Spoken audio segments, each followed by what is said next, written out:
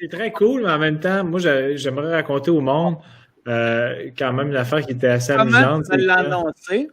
Ben, quand t'as fini par m'extirper l'information, puis je voulais pas cracher le morceau, puis là, je me suis rendu compte que je voulais tellement pas te faire de fausses joies, parce que là, on avait été approché pour faire un show corpo, genre début février.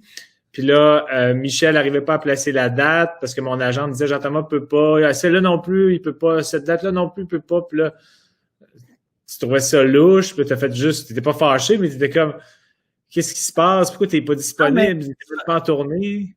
puis là, à un moment donné, je disais rien, puis là, t'as dit genre tu t'en vas faire Survivor. Non, mais moi, je suis content. C'est parce que je t'ai dit, j'ai fait. Si tu veux pas le faire, tu sais, tu peux me le dire, tu sais, je serais vraiment blessé. T'as dit, non, c'est juste, je peux pas, parce que j'ai de quoi qui risque de durer 1 mois et demi.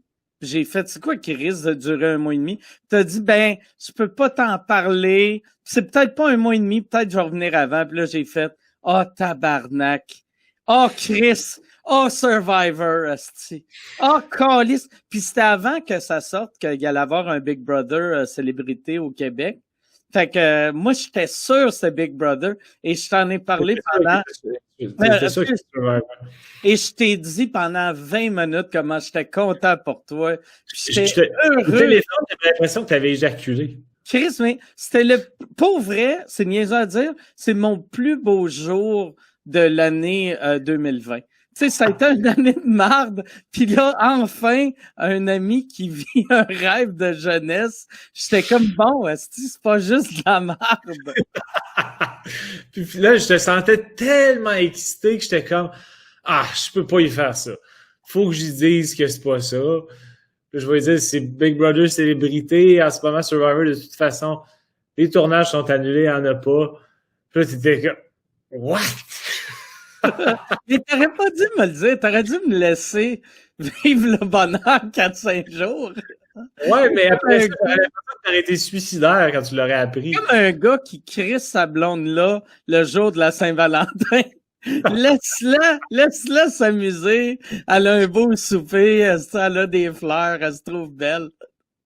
Je sais pas, on dirait que je suis comme devenu super empathique de Chris, son cœur a l'air de battre la chamade. Je peux pas y faire ça. Quand il va apprendre que c'est pas ça, il va faire comme la vie m'a déçu. La vie m'a laissé tomber. T'as aimé ce que t'as vu, mais t'en voudrais plus. Je suis d'accord avec toi.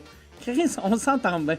Moi pis toi, c'est pour ça que tu devrais t'abonner à mon Patreon. Patreon.com/sous-écoute, tu vas avoir les épisodes avant tout le monde. Et comme l'extrait tu viens de voir, ça c'est un épisode exclusif à mes Patreons. Fait que c'est mes Patreons, ils ont ça, ils ont un show par semaine. D'habitude, c'est les dimanches, un show par semaine, le temps que Montréal est en zone rouge. Quand on va sortir de la zone rouge, il n'y aura plus de show exclusif à Patreon, mais mes Patreons vont continuer d'avoir les épisodes avant tout le monde.